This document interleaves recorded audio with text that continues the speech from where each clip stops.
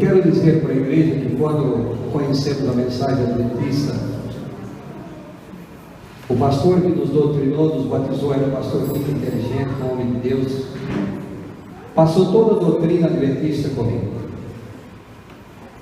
E me falou sobre o Espírito Santo, a pessoa do Espírito Santo, a obra do Espírito Santo, porque o Espírito Santo opera no coração. Contudo, meus irmãos, não me falou sobre o selamento do Espírito, não me falou sobre batismo do Espírito, não me falou sobre dom de língua, não me falou sobre a divindade do Espírito, a Trindade. Eu comecei a dar estudos bíblicos, mas quando eu chegava nesses assuntos eu tinha dificuldade. Aí eu pensei o seguinte: eu vou para a faculdade de teologia e lá então vou tirar minhas dúvidas. Sabe quantas aulas eu tive sobre pneumatologia, a matéria de estudo sobre o Espírito Santo na faculdade? Nenhuma. Assim como eu entrei, eu saí. Porque não existia naquele tempo a matéria de pneumatologia na faculdade de teologia. Eu fui pastorear o meu primeiro distrito, Barra do Garça, Mato Grosso, onde havia muitos evangélicos. Eu tinha dificuldade? Tinha. Mas com os irmãos evangélicos pentecostais não há tanta dificuldade. Mas quando eu peguei meu segundo distrito de Mato Grosso, Rondonópolis, aí eu enfrentei dificuldade. Porque é um dos maiores redutos dos adventistas da promessa. E eles conhecem tanto o texto da Bíblia sobre o Espírito Santo, talvez mais que você conhece sobre a guarda do Salmo.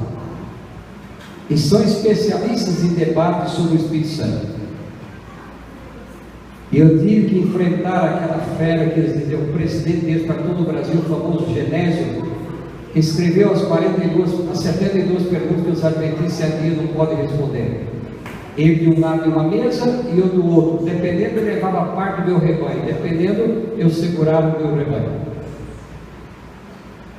Daí para frente, irmãos, eu senti necessidade de orar mais, de ler mais, de buscar, de preparar material.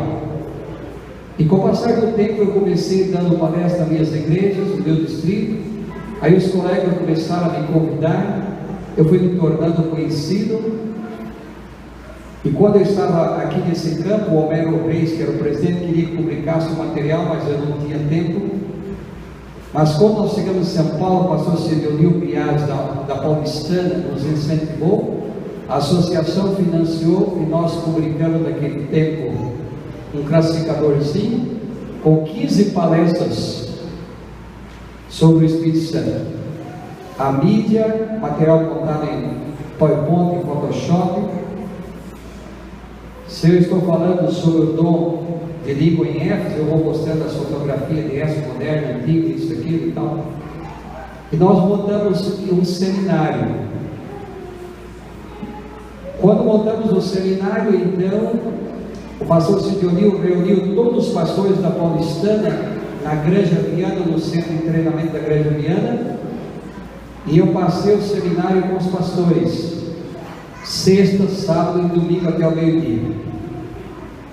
Esse pastor voltou para o seu distrito, selecionou um ancião em cada igreja, mandou para o centro de treinamento.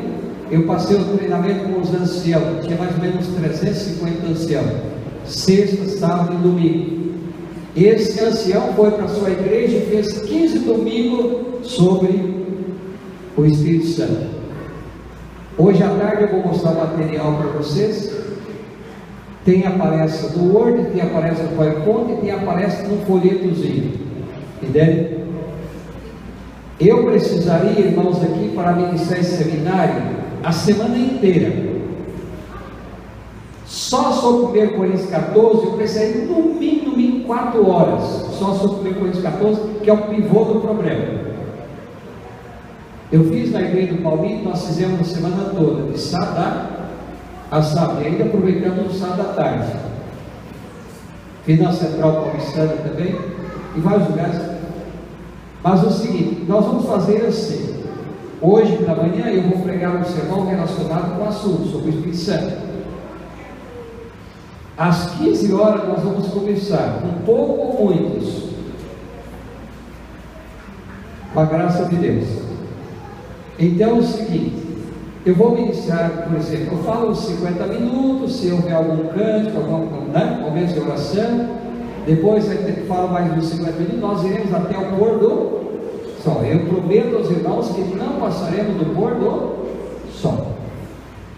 Eu vou começar falando sobre o selamento do Espírito, depois vou falar sobre o batismo do Espírito, são coisas distintas.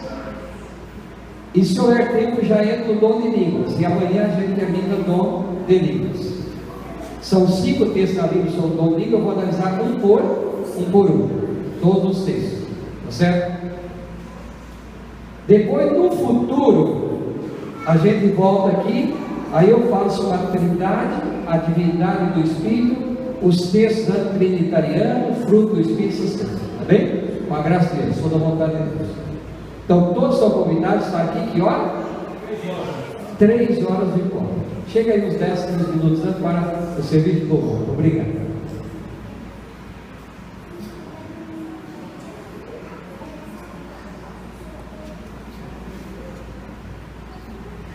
Mas que eu posso continuar. Então vamos abrir a palavra de Deus. Evangelho de São Mateus, capítulo 3 e o versículo 11.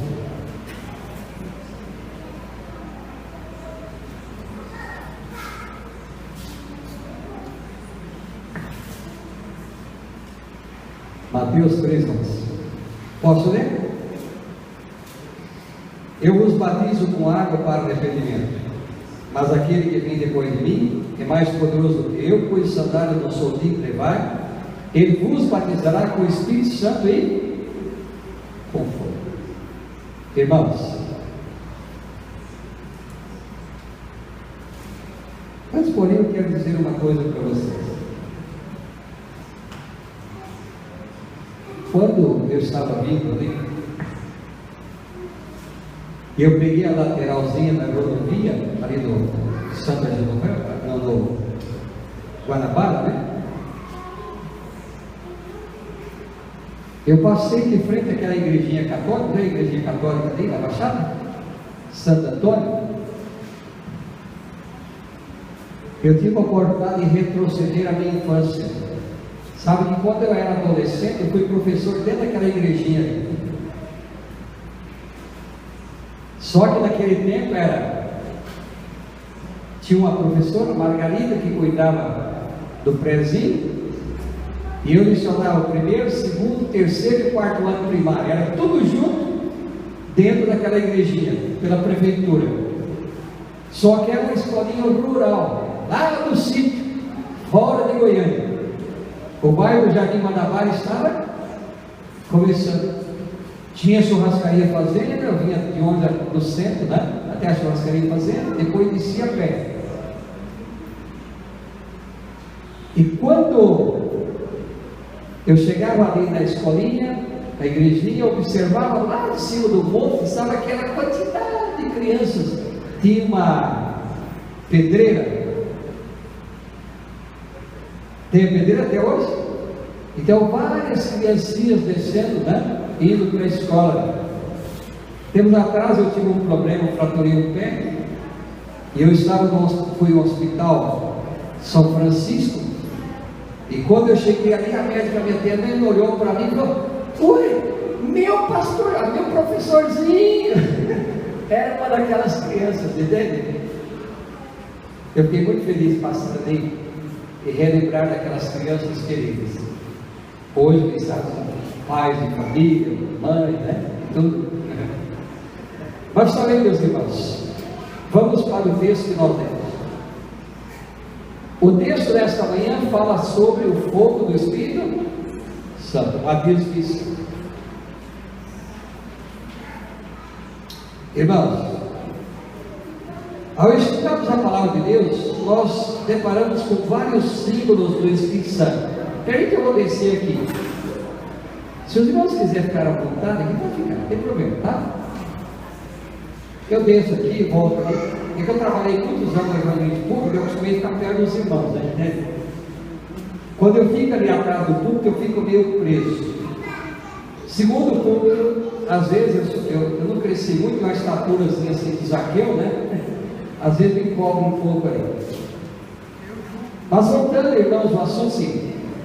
Folheando a palavra de Deus, nós sabemos que símbolos vários representam as iniciações do Espírito Santo. Me ajuda aqui a recordar, quais são os símbolos do Espírito Santo? Na Bíblia, quais são? Pode falar aí, Ronaldo. Fogo, que mais? A pomba, que mais? Outro símbolo do Espírito Santo. O óleo, o azeite, né? Tem o outro ali. O vento, né? O orvalho. Ou seja, são símbolos vários, irmãos, que nos ensinam essas representações do Espírito Santo a respeito da magnitude do poder do Espírito Santo. Tem o óleo, o azeite, a água, o vinho, o orvalho, o vento, a chuva, o vinho, a pomba, o fogo, né? Esses emblemas nos ajudam a entender então a obra, a operação do Espírito Santo. O texto desta manhã, irmãos, fala sobre o fogo do Espírito. E nós sabemos que desde os tempos antigos, você folheando a Bíblia, você vai observar que o fogo sempre foi um símbolo da presença do poder de Deus. Desde a espada inflamada lá no jardim do Éden, a lâmpada acesa de Abraão, a sarça ardente do Horebe, o fogo consumidor que envolveu o Monte Sinai, a viva coluna de fogo lá no deserto, o Shekinah que parava sobre o tabernáculo, os relâmpagos em resposta à oração de Elias, as brasas vivas da visão de Isaías, os refulgentes símbolos de Ezequiel e a chama pentecostal por ocasião do Pentecostes. O fogo sempre foi símbolo do poder, da presença de Deus. Estamos aqui, irmão, diante de uma profecia bíblica. Ou seja, João profetizou que Jesus batizaria com o Espírito Santo e com fogo. E essa promessa, irmãos, ela cumpriu-se no Pentecostes. A Bíblia confirma, meus irmãos, esse fato. Diz a palavra de Deus em Atos 2, 3 e 4: e apareceram e ruído de língua como de fogo, e pousou sobre cada um deles, e todos ficaram cheios do Espírito Santo. Irmãos, como é agradável a gente ler o livro de Atos dos Apóstolos. Hoje a revista, para aqueles que leram a revista, né? Eu e a minha esposa acompanhamos a semana todos os dias de madrugada.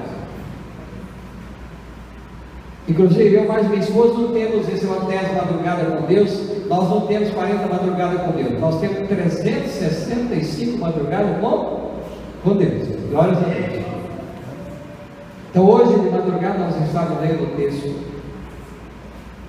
E a revista, ela diz o seguinte: que o livro de Atos não deveria chamar livro de Atos, devia ser Atos do Espírito, Atos do Espírito Santo, né? Porque como é gostoso a gente ler o livro de Atos, irmãos, e a gente vê assim: e todos foram cheios do Espírito Santo, e todos foram batizados do Espírito Santo, e todos foram ungidos do Espírito Santo. Ou seja, receber grande quantidade, multiplicidade do poder do Espírito Santo, foram imersos no poder do Espírito Santo. Amém? Amém. O fogo sagrado, irmãos, ele ia passando de pessoa a pessoa, de casa em casa, de vida em vida, de cidade em cidade, de país em país. E segundo o relato sagrado, a igreja, meus irmãos, evangelizava, a igreja batizava, a igreja conservava, a igreja resgatava, a igreja disciplinava. Que fogo, que explosão evangelística tremenda. Eu tive a oportunidade de estar dentro do cenáculo aonde esse acontecimento ocorreu. O cenáculo, irmãos, ele dá, quem sabe, o dobro dessa igreja, tamanho quase o dobro, só que muito alto, as colunas gigantescas ali dentro. Mas interessante, a igreja naqueles dias, irmãos, ela crescia aos saltos. Podemos dizer aos pulos, numa linguagem mais comum.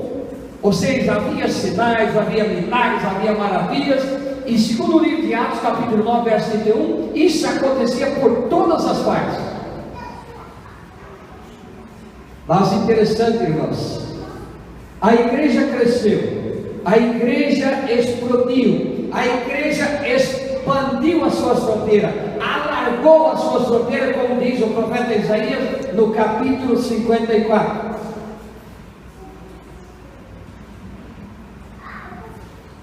Agora, irmãos, uma pergunta: onde está a minha igreja o êxito? Onde está o ânimo? Onde está a coragem? Onde está a audácia? Aquele fogo da igreja do passado? Nós temos no livro de Atos alguns relatos lindos. No capítulo 3, versículo 1 a 10, nós temos a cura do coxo. Todos nós conhecemos esse relato. Pedro e João, na hora da oração, hora nona, foram ao templo para orar. Havia um paralítico, um coxo de nascença há 40 anos, que possivelmente pela misericórdia, algum parente, alguma pessoa amiga, ele era colocado ali todos os dias na porta do templo. Quando ele viu João e Pedro que vinha na sua direção, ele deve ter pensado consigo: agora eu vou ganhar umas míseras moedas. E quando os discípulos foram aproximando, ele estende as suas mãos, nós conhecemos a história, e pede a sua esmola. Pedro, olhando para ele, fitando os olhos dele, diz: olha, nós não temos prata, nós não temos ouro, mas o que nós temos, nós te damos. Em nome de Jesus Cristo, levanta-te.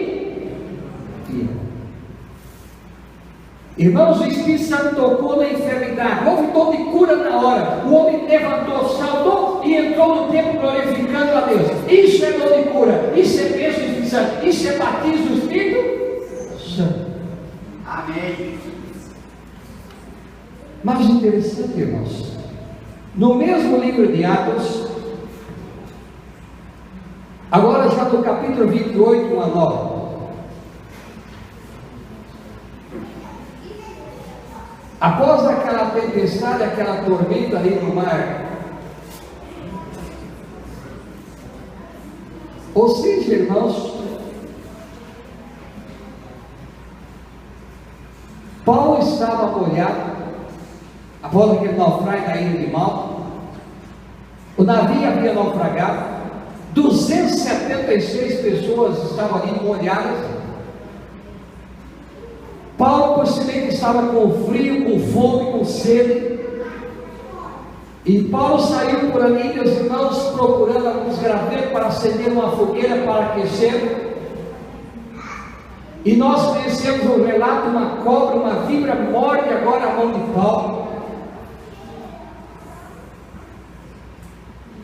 E os nativos daquela ilha ficaram olhando assim para Paulo, para ver exatamente a hora que Paulo começaria a inchar, ia cair, se estrebuchar naquele chão, porque aquela víbora era venenosa e quando ela picava, matava imediatamente.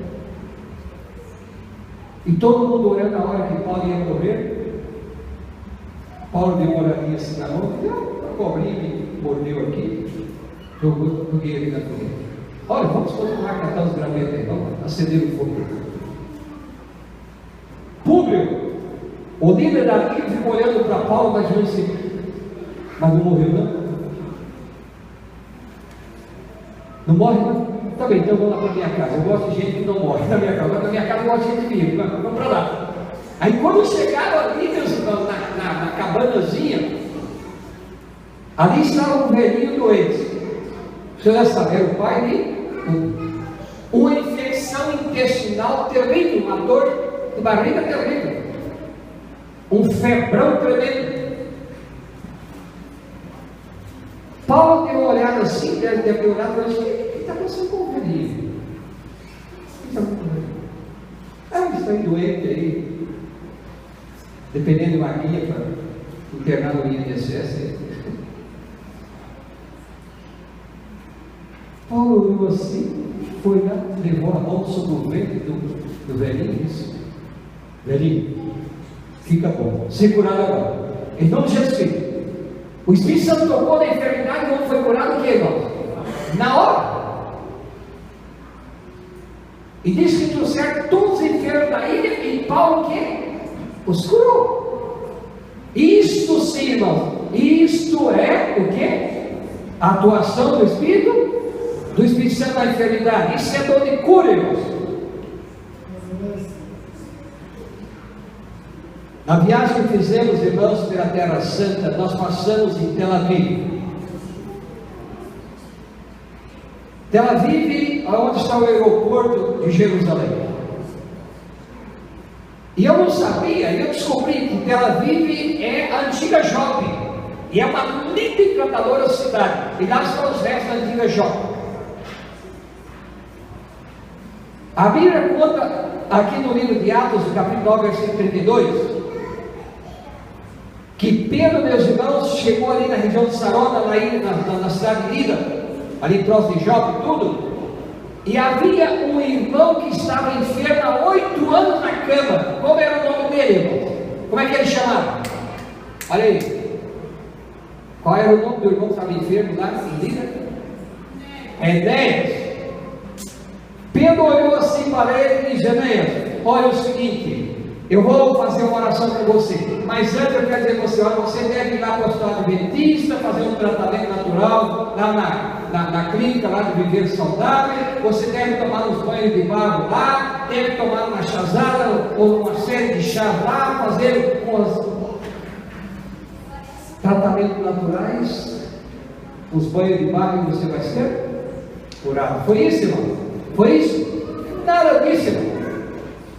Pedro segurou Enéas pela mão e disse: Enéas, levanta. E Jesus Cristo dá o quê? Saúde. O Espírito Santo tocou na enfermidade e o homem foi curado na hora. Isto, meus irmãos, é a atuação do Espírito Santo, é a obra do Espírito Santo. Agora eu vou fazer uma pergunta. Qual foi a última vez que você viu o pastor da sua igreja? O pastor Marcos Dionísio? É o pastor Marcos, não é? O pastor de vocês?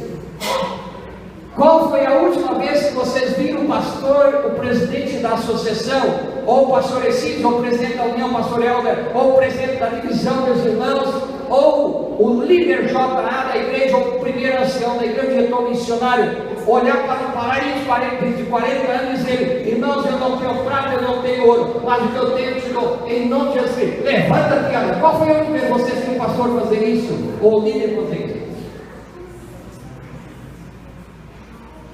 Ousaria o pastor da igreja fazer isso? Ousaria o ancião dessa igreja fazer isso? Ousaria o diretor missionário da igreja, o diretor JA, o pastor Exílio? Por que não faríamos isso?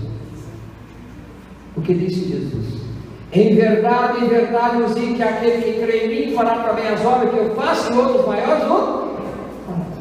São João 14, 12. Por que nós fazemos? Por causa de quê? Da pequenez da nossa? Cada pequenez da nossa. Irmãos, sem demagogia, quero dizer para vocês: eu aposentei tem um ano e pouquinho. A minha esposa tem um sonho que eu escreva um livro. Vários irmãos da igreja pediram para me escrever, porque foram tantas as maravilhas que Deus operou no meu ministério, que a minha esposa acha que com o passar dos anos eu vou esquecendo, a vez, né? Começa a falhar. Certa ocasião, minhas filhas eram bebê, e a caçulinha começou com desinteria, vômito, febre. Nós corremos para o hospital, a pediatra diz: olha, desidratação, tem que ficar internado. Deixamos a criança ali, minha esposa ficou com a criança e eu fiquei com a mais velha. No segundo dia depois, minha esposa ligou: amor, pode vir buscar a gente, a médica de obra.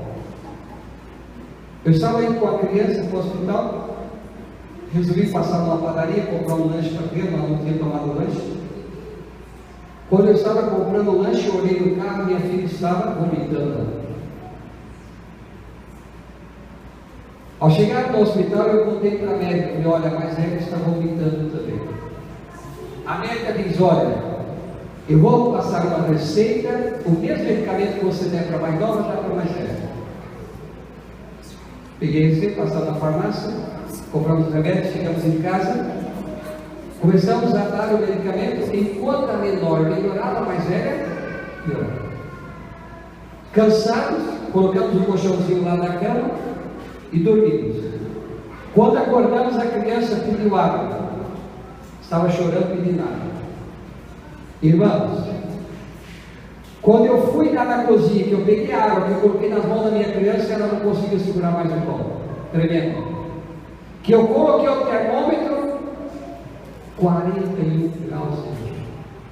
Você sabe o que é isso? Quem tem um pouco de ciência? É convulsão e morte o quê? Naquela angústia, a criança pediu que ia ao banheiro. Irmão, está aqui nessa parede aqui. A criança defecou 3 vezes nos braços da minha esposa.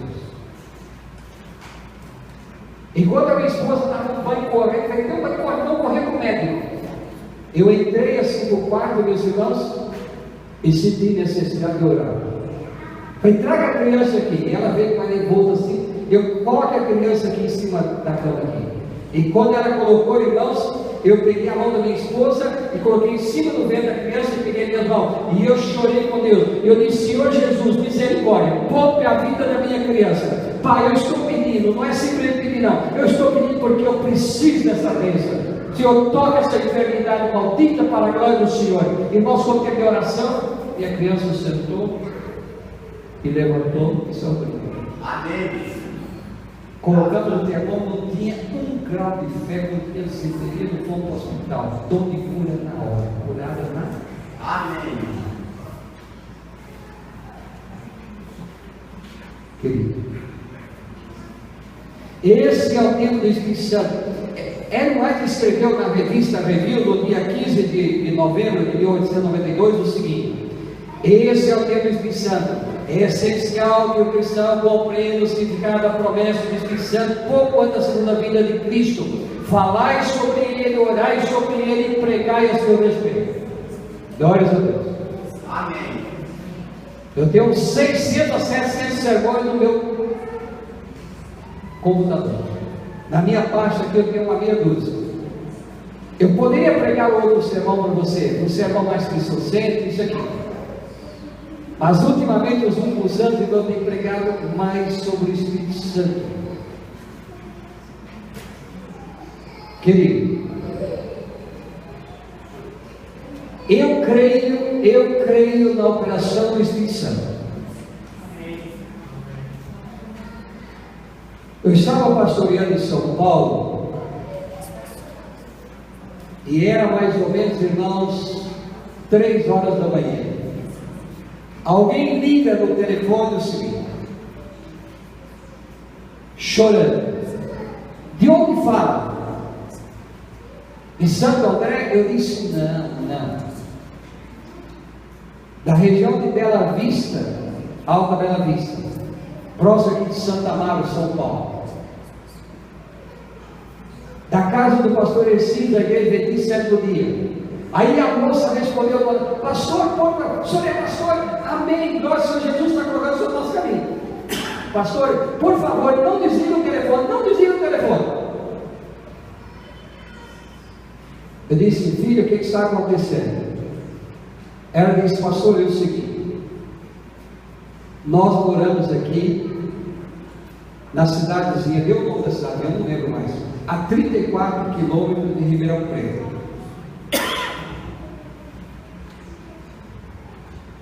Pastor, eu tenho um irmão que ele tem problemas, ele tem dupla personalidade. Quando nasceu, meus pais perceberam, fizeram tratamento, mas não resolveu o problema. Uma hora ele age como uma pessoa normal, outra hora Ele muda a personalidade. Nós somos cristãos, evangélicos, e eu tenho um primo que mora em Santo André, São Paulo. E o nosso primo veio aqui nos fazer uma visita e deixou o endereço dele. E o meu irmão foi para o trabalho, ele ganhou uma carona e colocou na mente que tinha que ir em São Paulo visitar o primo. Agora, ele localizou o endereço lá em Mauá, em Santo André, nessa hora da madrugada, e meu primo não mora mais na casa, e ele está lá. E nós estamos desesperados. Minha mãe tem problema cardíaco, está se sentindo mal. Só que nós nos colocamos de joelho, e nós pedimos que Deus indicasse o servo de Deus dentro de São Paulo para cuidar do meu irmão. E quando nós levantamos a oração, eu peguei a lista do telefone, que abri e caí na casa do Senhor. O que você acha? Isso é coincidência ou isso é obra do Espírito Santo?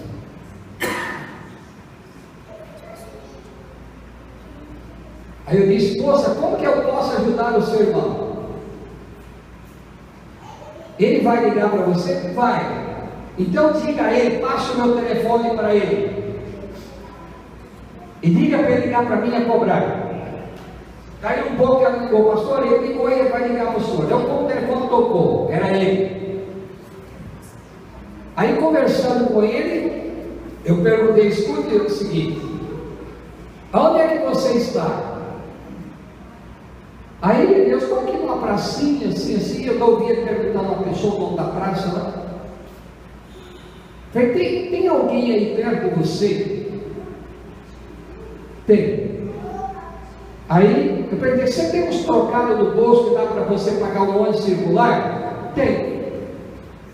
Falei: espera essa pessoa para atender o telefone. Eu vi quando ele pediu. Aí o cidadão, eu identifiquei: eu sou um pastor de igreja adventista, esse moço veio do interior, está perdido aqui em São Paulo. Você tem como indicar ele aí, como que ele consegue tomar um ônibus aí para ir para o terminal Jabaquara? E eu vou encontrar com ele lá no terminal Jabaquara. Aí eu voltei, aí fui aqui na praça, tem um monte de ônibus aqui, o ônibus para aqui, que vai para o Jabaquara. Aí eu falei: devolve para ele o telefone. Falei: ó, vou te esperar lá no Jabaquara. Quais são as suas características? Ele me deu, eu dei as minhas para ele. Aí, irmãos, o que eu fiz? Peguei o carro, passei na casa de um ancião, peguei a avenida com PC, 8 quilômetros, fui lá para o terminal de Jabaquara, de madrugada. Cheguei ali, estacionei o carro no estacionamento. De longe eu vi um rapaz, ele já me conheceu, já deu um sorriso para mim. Comentamos, comecei a conversar. Conversando com ele, você percebia que era um moço trabalhador, a mão calejada, moço cristão, mas mesmo você percebia que a mente dele que falhava, né? Tomamos o metrô, fomos lá para o terminal de ET, comprei uma passagem para ele. O ônibus ia sair daí uns 40 minutos, fomos no lanche lá, tomamos o lanche. O moço embarcou e eu liguei. Eu liguei para a irmã dele e disse: filha, diga a mamãe que dorme em paz, seu irmão já está viajando, pegue ele na rodoviária. Agradeceu. No outro dia, irmãos, ela ligou para mim: pastor Eci, agradeceu, falou: a mamãe quer falar com o senhor. Irmãos, eu queria que os senhores ouvissem o que eu ouvi. Pastor Eci, não conhecemos o senhor, mas quero dizer que amamos o senhor de coração. Pastor, vem passar uns dias conosco aqui, vem passar o final de semana aqui com a gente. Pastor, nós somos vizinhos de uma família adventista, tem 12 anos que eles convidam para ir na igreja adventista, a gente nunca aceitou o convite, mas sábado que vem, eu dou minha palavra, nós estaremos lá na igreja adventista. E se me der a oportunidade, eu quero testemunhar lá o que é que a igreja adventista fez por nós. Amém. Você acha que tudo isso é coincidência ou obra do Espírito Santo? Irmãos, o texto desta manhã fala sobre o fogo do Espírito. O fogo, irmãos, ele queima, ele consome, ele destrói, ele depura, ele dissolve as escórias, remove as impurezas. O fogo, meus irmãos, encoraja, aquece, arde, inflama, ilumina, refina, purifica. Fogo denota energia, fogo denota calor, fogo denota fervor, fogo denota entusiasmo, fogo denota poder, irmãos. Permite um pouquinho, vou tomar um pouquinho de água. Eu uma vez fiz uma cirurgia do septo do nariz, e quando eu voltei da anestesia, não doía aqui, doía aqui. E eu descobri que o médico fez uma loucura na minha garganta. Depois que ele fez a cirurgia aqui, ele resolveu tirar minha campainha aqui, ó. Acho que a pessoa, esse homem fala demais. O diabo tentou tocar exatamente na minha ferramenta dele. Trabalho. Acho que a pessoa, esse homem fala demais, eu vou tirar. Aí pronto, agora que ficou bom, né? Porque agora ficou livre, né? Só que às vezes, quando eu estou falando, eu começo a tossir. E o santo remédio é o quê? É água. Tá bem? Volta aqui, irmãos, no texto. Irmãos, esse ano eu estou lendo a minha Bíblia pela 43ª vez. 43 anos de adventista, 43 anos dentro da Bíblia. E eu acho que esse ano eu vou ler 2 vezes, porque eu já estou quase lendo a Bíblia. Comecei em 1 de janeiro, eu quase lendo a Bíblia, aposentado, né? Irmãos, comece você imaginando 43 anos meditando a palavra de Deus de cá para cá, 43 anos pregando a palavra de Deus nas igrejas, nos auditórios, 43 anos com a Bíblia aberta de porta em porta, de casa em casa. Olha, imagine você, isso com o espírito de oração, com os ventos do Espírito Santo, com o fogo do Espírito Santo. O que é que provoca dentro da gente? O que provoca dentro da gente? Uma combustão. A combustão. Pega fogo, né? Não tem como, né, irmãos? Não tem como. Você já observou que certas pessoas olham para você e falam assim: você é crente de qual igreja mesmo? Aí você fica de virar, mas eu não estou falando de igreja, eu não estou conversando de igreja. Mas quem percebeu que eu sou crente? Não tem como, né? Às vezes nós estávamos no aeroporto, eu e um ancião de igreja conversando assim. Aí havia um cidadão, olhou para nós e falou assim: vocês são crentes com a igreja mesmo? Aí eu olhei para ele e falei: irmão Flávio, o quê? Por que perguntou se nós somos crentes e qual igreja? Nós não estamos falando de Bíblia, de igreja. Aí o irmão Flávio olhou para mim e falou: pastor, ele disse, o senhor com esse jeitinho do senhor, mas o senhor tem uma aparência de um pastorzinho pentecostal que não é brincadeira. Aí eu olhei para ele, que era um paranaense bem grandão, falei: o senhor desse tamanho tem uma impressão de pastor do tabernáculo da fé na casa da bênção. Irmãos, a palavra de Deus conta uma história interessante. Mateus 17, 14, 22. Você conhece essa história? Certa ocasião, Jesus subiu ao monte ali com Pedro, Tiago e João. Enquanto os demais discípulos permaneciam lá embaixo da montanha com aquela multidão aflita, e quando os relatos sagrados que um pai pegou o filho que estava possesso por espírito maligno e levou os discípulos para que os discípulos curassem, expulsassem o demônio. E a Bíblia diz que eles nada puderam fazer. Triste, né? Mas tão logo Jesus desceu do monte, irmãos, aquele pai procura Jesus e conta-lhe a história. Ao que Jesus, até consternado, ordenou os discípulos que trouxessem o moço à sua presença, e você sabe qual foi o resultado. O espírito mau foi expulso, o jovem foi curado. E os discípulos, impressionados com aquele fato, aquele milagre, aproximaram de Jesus e disseram: Senhor, por que nós não podemos expulsá-lo?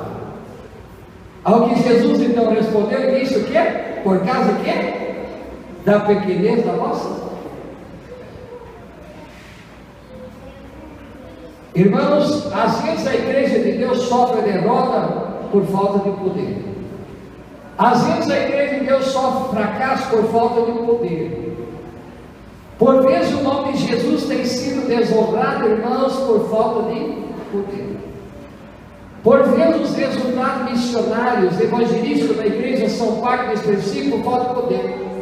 Às vezes os tanques da igreja ficam empoeirados, às vezes a servida até de depósito de material de limpeza, cheio de telha de aranha por falta de quê?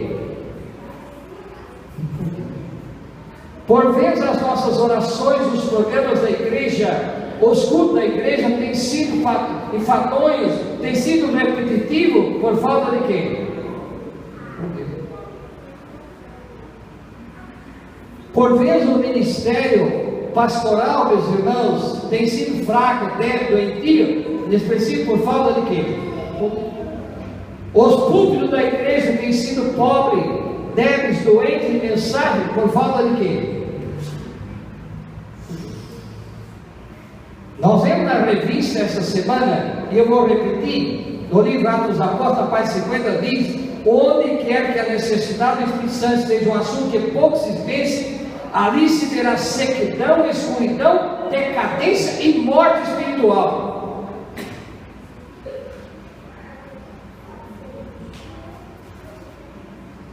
Às vezes eu chego a pensar que nós não somos mais um povo do livro da capa.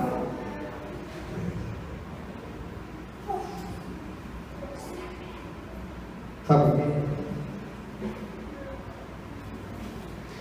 No passado, irmãos, quando eu aceitei a fé adventista, 42 anos passado, 43 quase, a gente abria a revista adventista e lá estava a fotografia.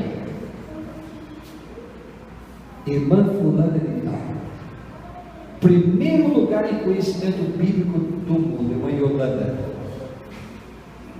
do mundo. O coraçãozinho batia de orgulho. Poxa vida, da minha igreja, campeã mundial do conhecimento da Bíblia. Chico Bíblia concorre ao concurso mundial do conhecimento bíblico dentro de Jerusalém e pega o segundo lugar do mundo.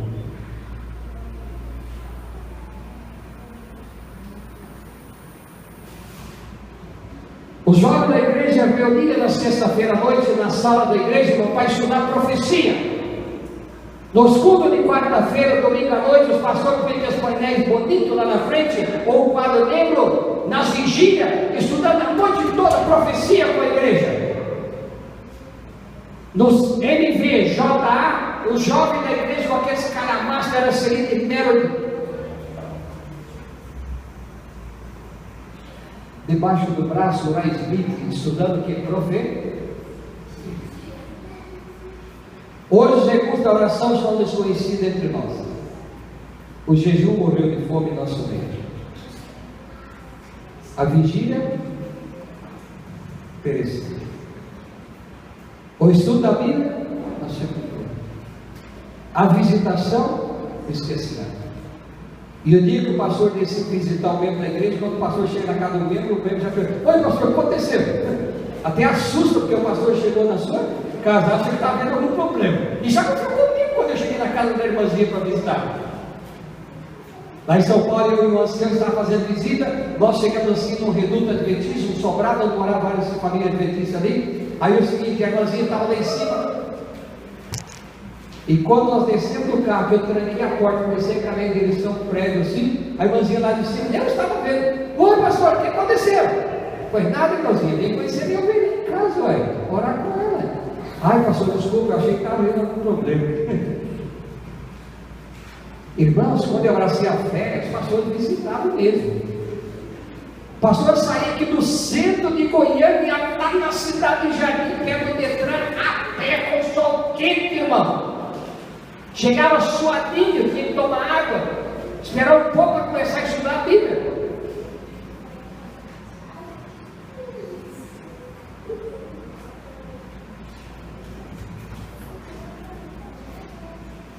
Sabe, eu acredito que o Espírito Santo dirige aqueles que fazem visitas.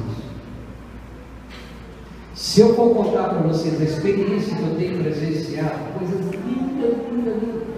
Quantas vezes eu cheguei na casa, quantas vezes como obreiro vindo nas campanhas evangélicas, chegar nas casas, a pessoa contando a história que tinha sonhado conosco na noite anterior.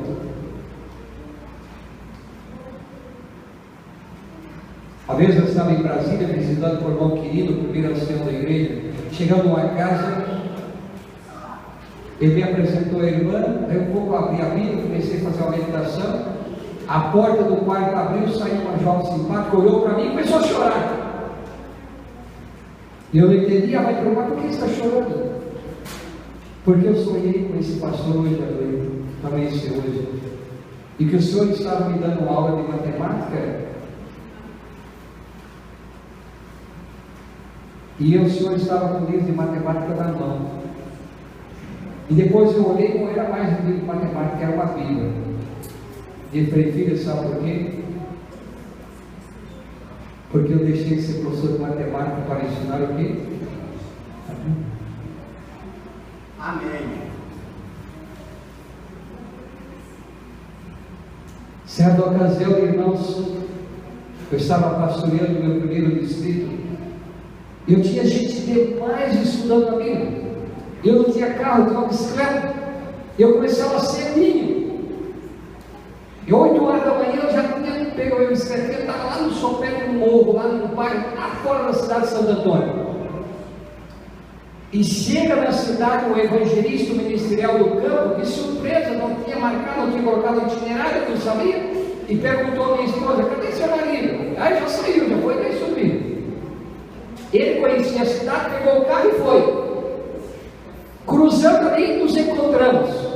Eu vou passar assim, deixa a sua bicicleta na casa do irmão, vamos comigo no meu carro. Olha só. Ele tinha uma berlinda branca.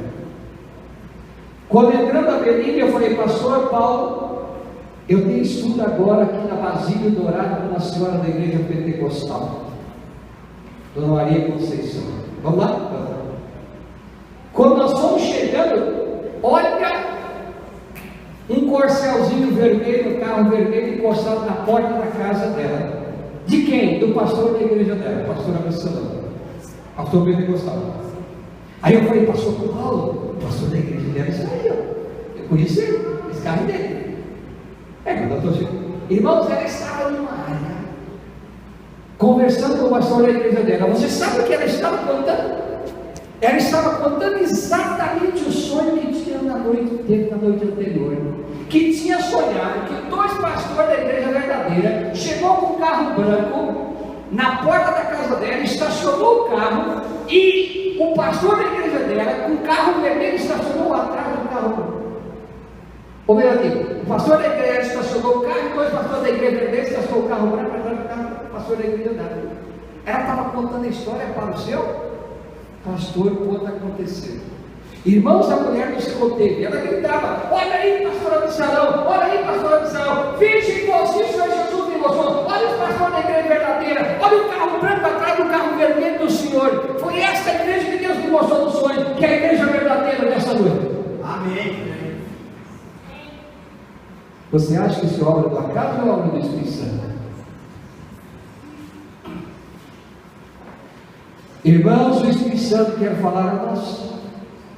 Nós precisamos, meus irmãos, nos familiarizar com o Espírito Santo.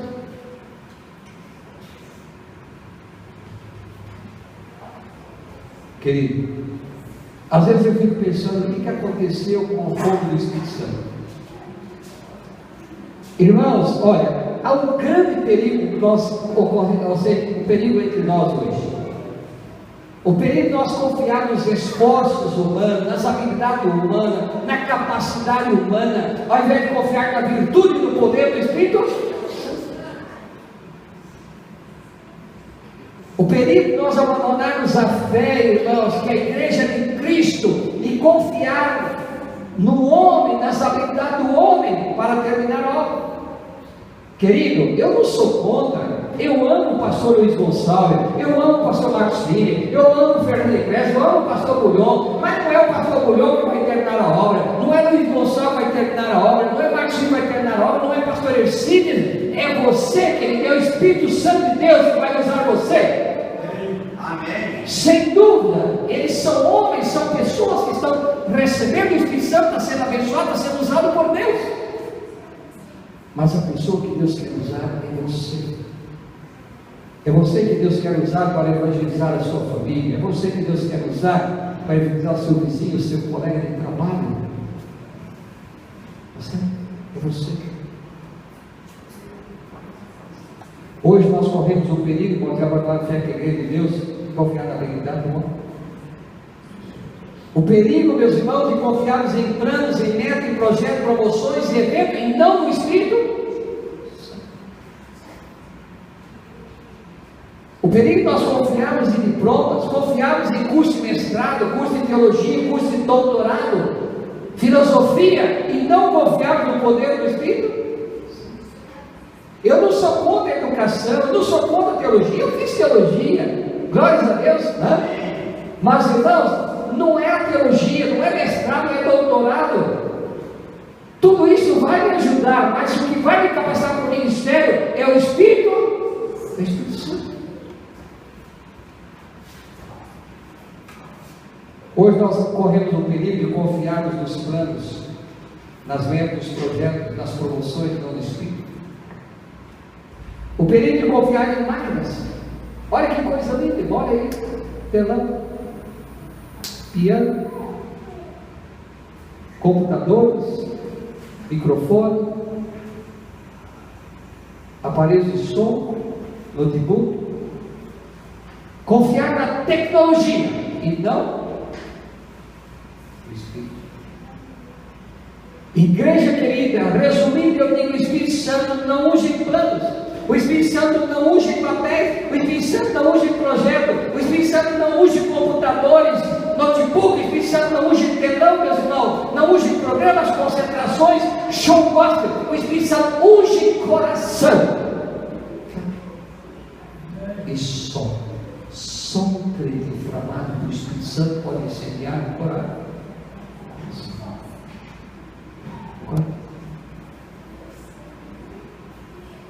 Como nós somos fortes na teologia cerebral, como nós somos fortes na teologia intelectual, mas nós somos deficientes na teologia espiritual. Certo? Ellen White diz o seguinte, Testemunho, volume 5, página 158: a verdade é privada do seu poder quando pregada por homens que procuram ostentar sua cultura e sua capacidade, que não são santificados em coração e vida, mas cheios de vaidade, que não aprendem de Cristo, que não têm condições de apresentar aos outros o Salvador com o qual estão familiarizados. Volto a dizer, eu não sou contra a cultura, não sou contra a teologia. A teologia é boa, o gênero é brilhante, civilização uma bênção, educação um privilégio, mas só o pregador inflamado pelo Espírito Santo pode incendiar o coração. Eu trabalhei com tantos obreiros, estudantes de teologia. Pastor Marcos Dionísio, pastor de vocês, trabalhou comigo uns 2 ou 3 anos no início do ministério. Irmãos, de todas as histórias, tem umas histórias engraçadas. Eu queria começar uma conferência, eu era distrital e eu não tinha dinheiro. Aí o presidente do campo, o pastor Antenor Cruz, conseguiu para mim um auditório. Aliás, desculpa, não foi o pastor Antenor, o pastor Elias Romário. Conseguiu um auditório. Aí eu falei: pastor, mas eu não tenho obreiros bíblicos. Não tem problema, eu vou mandar obreiro para você. Vou mandar os obreiros para você lá. Aí, irmãos, montei aquele círculo lá, nunca tinha montado um negócio daquele. Ficou lá, bonito. Aí eu estava em casa, irmãos, chegou uma mocinha. Agora ninguém vai me julgar pelo que eu vou falar agora, depois você vai entender. Mas uma mocinha feia. Mas feia. Cabelinho bem curtinho, toscadinho. Uma sainha curtinha, minissada, as perninhas feias, e além disso falava, tinha dificuldade na voz. Aí ela me entregou uma carta e olhou para mim e disse: mãe, sabe que foi na igreja nesse ali? Eu falei: meu pai, que desastre, que desastre. Vamos entrar, filha. ele trouxe, sentou na cadeira, começou a puxar a sair, para ele, não adianta não, planta pouco mesmo. Falei, escute, você anda de bicicleta, então eu vou levar você na casa dos gaúchos, aí você ia ficar hospedado lá. Aí nós vamos sair, ela olhou para mim e disse, mas o senhor tem uma série de estudo bíblico para me emprestar? Eu falei, meu pai não sabe nem o estudo bíblico de memória. Como é que vai ter estudo bíblico? Aí fui lá, peguei uma série de estudo bíblico, coloquei ela na casa da bicicleta e levei. Quando eu cheguei na casa dos gaúchos, irmão, as moças bonitas, os sapatos bonitos, né? Aí olhou para ela, eu vi que os gaúchos menosprezaram a mocinha pela aparência também. Tá deixando. Daí 3 dias chegou a outra. Irmãos, olha, uma atriz de pessoa, alta, bonita, cabelo longo, que é vestido longo, meu irmão, falava que só a coisa, pensei, esta vai ganhar a alma que vai explodir. E os dias passaram e a conferência começou. E a gente aguardava um auditório de 400 pessoas, para nossa surpresa, chegou e tem 1.200 pessoas. E a gente não tinha experiência, levantava as laterais do auditório, né? Para ver fazer 2 sessões, não. E aqui parecia um estádio de futebol, e a gente vinha no povo. E aquela menina que eu menosprezei pela aparência, irmãos, tornou um artista dentro do auditório. A criança chorando, ela acudia. Alguém desmaiando ali dentro do auditório, ela socorria, né? Olha, a gente precisava de alguma coisa, olhava assim, parece que ela já adivinhava, já vinha com aquilo na mão. Teve poucos dias. Primeiro batismo, 66 pessoas batismo. Amém. E a outra, a atriz, começou a dar problema. Eu hospedei na casa do presidente do sindicato rural da cidade, que tinha um filho que era o presidente da Câmara Vereador. E a família mais adventista, só a mãe. A moça devia dar aquele testemunho, começou a dar um mau testemunho. E tinha um primo da moça trabalhando comigo, formado em teologia, achava que eu estava sendo muito exigente com a moça. Aí um dia tinha uma festa lá no quartel, um baile. E eu desconfiei que ela estava no baile. Bem na hora da conferência, todo mundo me ajudando, me abrindo a Bíblia, e cadê minha obreira? Ela foi dançar. Aí eu tinha um irmãozinho, eu sei se foi um irmãozinho, o senhor me empresta um pouquinho do seu carro? Pois não, pegou a chave. Aí eu peguei, fui no primo dela e falei, olha, dá uma chegadinha lá no quartel para mim, verifique lá se sua prima está dançando. Eu falei, eu vou mesmo. E ele pegou o carro e foi ao quartel. Quando ele entrou ali no quartel, irmãos, exatamente no salão dançando, deu de frente com quem? O que a prima dele estava fazendo? Bem na hora da minha conferência, a hora que eu estava abrindo a Bíblia com tudo, minha obreira estava dançando lá. Irmãos, um dia chegou uma senhora no auditório e disse, pastor, sabe que eu vou me batizar aqui? Eu fui fazer uma visita, conversando com ela. Pastor, quando aquela mocinha lá do seu auditório chega na minha casa, pastor, e ela abre a Bíblia comigo e ela vai falando, vai me dando alegria, vai me dando uma certeza que o que tem na sua igreja não tem na minha igreja. E eu não vejo a hora de chegar à noite para me estar lá no auditório para ouvir o senhor pregar. O que ela tinha consigo, irmão? Isso. Trabalhou comigo 7 anos. Aí ela chegou a morar em casa conosco. Muito amigo da minha esposa, minhas crianças. E eu brincava muito com ela. Eu disse, você não vai casar nunca. Por quê? Eu disse, eu quero casar com a moça filha. Eu disse, só se for doido. Mas se decide o dia que o doido aparecer, o senhor pode ter certeza. Onde o senhor estiver no mundo, o senhor tem que vir fazer o meu casamento. Eu falei, eu vou mesmo, eu quero saber quem é esse doido para casar com você. E os dias passaram, eu estava em Brasília e ela falou, pastor, o doido apareceu, pode me fazer o casamento. Eu fui lá e fui amar o casamento. Irmão, não tinha beleza física, mas tinha a beleza mais linda do mundo. O Espírito Santo no coração. Entendeu isso?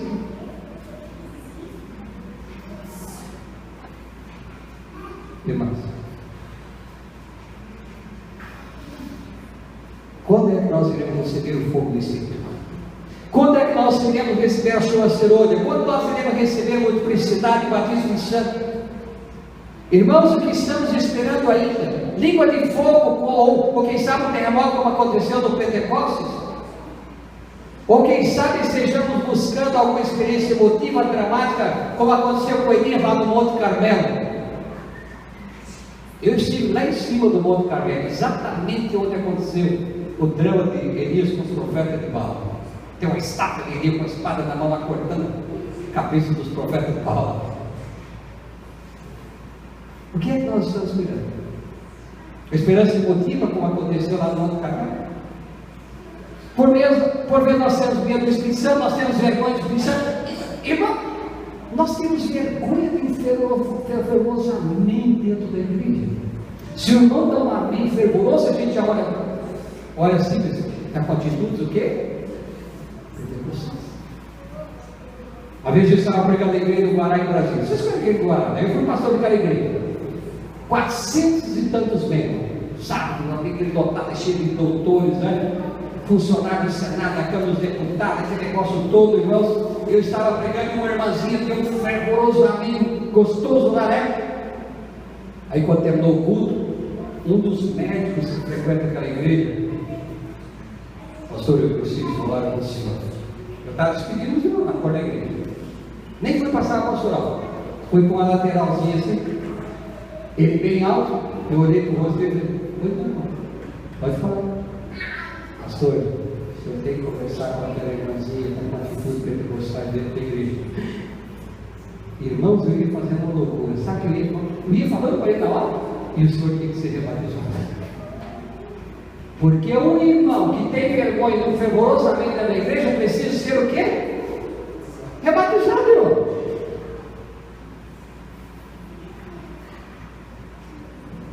Irmãos, antes de concluir, eu quero dizer: quando o anjo anunciou a Maria, irmãos, o anjo disse: descerá sobre ti o Espírito Santo, que a virtude do Altíssimo te envolverá.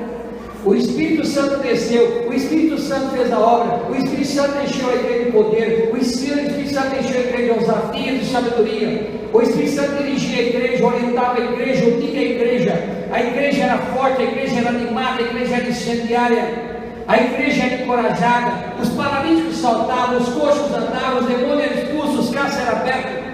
O Espírito Santo aquecia a igreja, inflamava a igreja, impulsionava a igreja, ensinava a igreja, inspirava a igreja, instruía a igreja e corrigia a igreja. Quer um exemplo? Lembra daqueles dois picaretas de carro que tinha dentro da igreja? Como é que eles chamavam? A revista semana falou sobre isso. Ananias e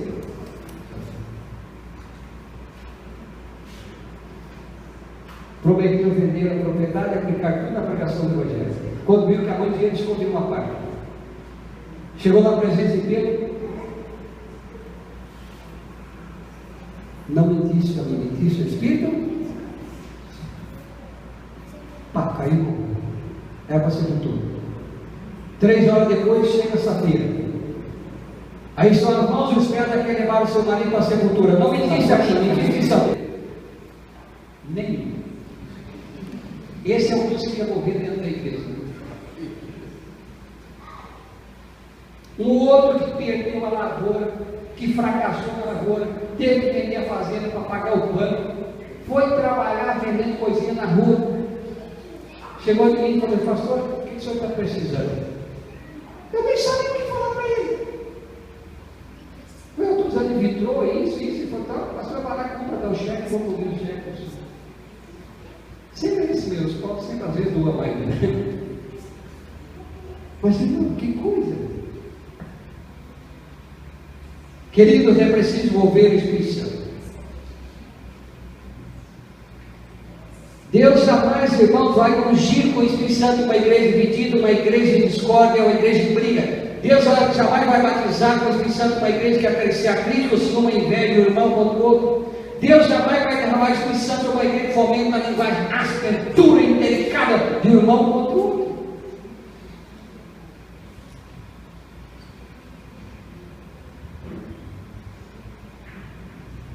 Uma vez, estava resolvendo um problema. De um lado tinha um irmão com o grupo dele. Do outro lado, um pastor com o grupo dele. Doutores, advogados, empresários. E um falava, e outro falava, e um falava, outro falava. E um levantava, e gritava, e chegava dentro do nariz, outro, oh meu pai, eu sei do Senhor que estou brigando, eu sei do Senhor que estou brigando. Aí eu peguei minha Bíblia, fui à frente, irmão, dá licença, dá licença. A Bíblia diz que aqui em Gálatas 3:3, sobre a porventura do insensato, que tendo começado no poder do Espírito, quereis agora terminar no poder da carne. Irmão, por que não permitir que o Espírito Santo dirija as nossas palavras? Por que não permitir que o Espírito Santo dirija a nossa comissão, nossa reunião? Aí eu olhei assim dos olhinhos dele, assim, estava lacrimejando os olhos. Quando pensou que não, um advogado falou uma coisa para o irmão, aí terminou naquele crime, foi grande, e associação. Aí teve que transferir pastor, teve que disciplinar irmão, foi um problema assim. Vocês acham que uma igreja dessa vai ser batizada com o Espírito Santo? Nessas condições? Pode receber o batismo do Espírito Santo? Irmãos, vou concluir, mas querido, olha, a igreja cresceu, pregamos o Evangelho em mais de 218 países do mundo, somos um povo respeitado, conhecido, temos magníficas instituições, uma organização invejável, temos homens hábeis, especialistas em todas as áreas, utilizando em todos os métodos modernos da comunicação, temos espaço até no satélite, meus irmãos, glórias a Deus. Amém. Mas eu pergunto à minha igreja, por que hoje as coisas não funcionam como deveriam funcionar? Por que a igreja não possui a coragem, a ousadia, o fervor da igreja primitiva? Porque ainda não iluminamos a terra com a glória de Deus. A mensagem do Apocalipse 18, o alto clamor. O que é que nos falta? Curso de teologia, preparo, doutrina, filosofia, mestrado, doutorado.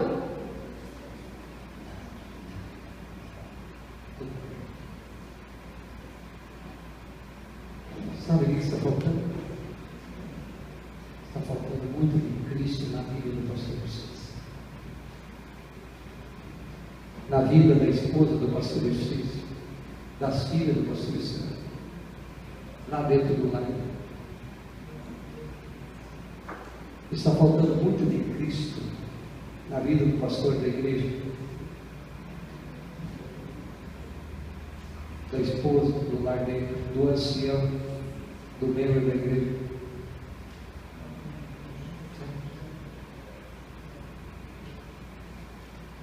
Faltando muito de Cristo em nossas instituições, comissões, ensaio, cultos.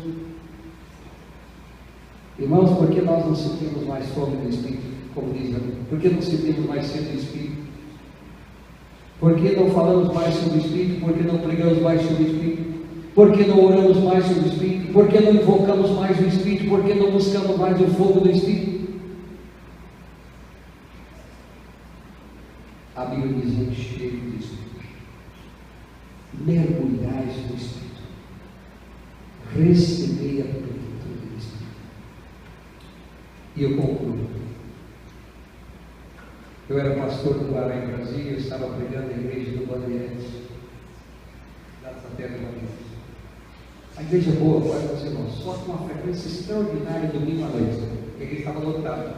E quando eu terminei a pregação, irmãos, eu fui para a porta despedir a igreja. Ao terminar, eu peguei o corredor e voltei para pegar o meu material que estava no culto.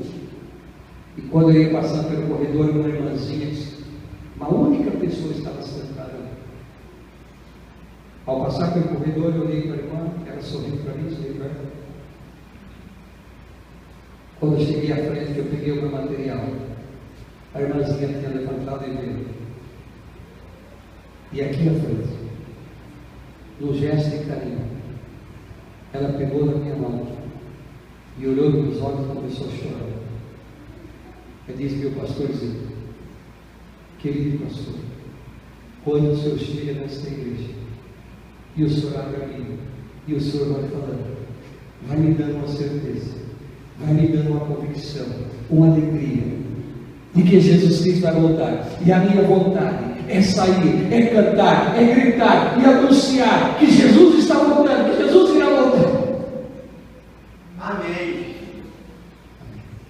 Eu olhei para ela e disse: irmãos. Glórias a Deus. Sabe por quê? Seja o pastor Marcos Dionísio, o pastor de vocês, seja o ancião da igreja, seja o pastor Cis, seja o presidente da União, seja o pregador que for, a ocupar esse culto sagrado, abrir a Bíblia para você, e você não sentir que Jesus Cristo vai voltar, esse pregador deve estar fazendo outra coisa, ou tem alguma coisa errada na sua vida.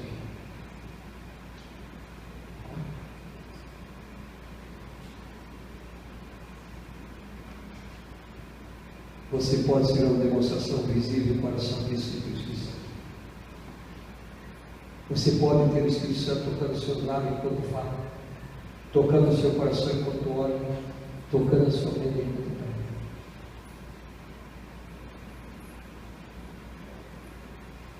Que você resplandeça para Deus. Que você busque a chama, querido, o fogo do Espírito Santo, e que o Espírito Santo arda no seu coração. Que você seja um crente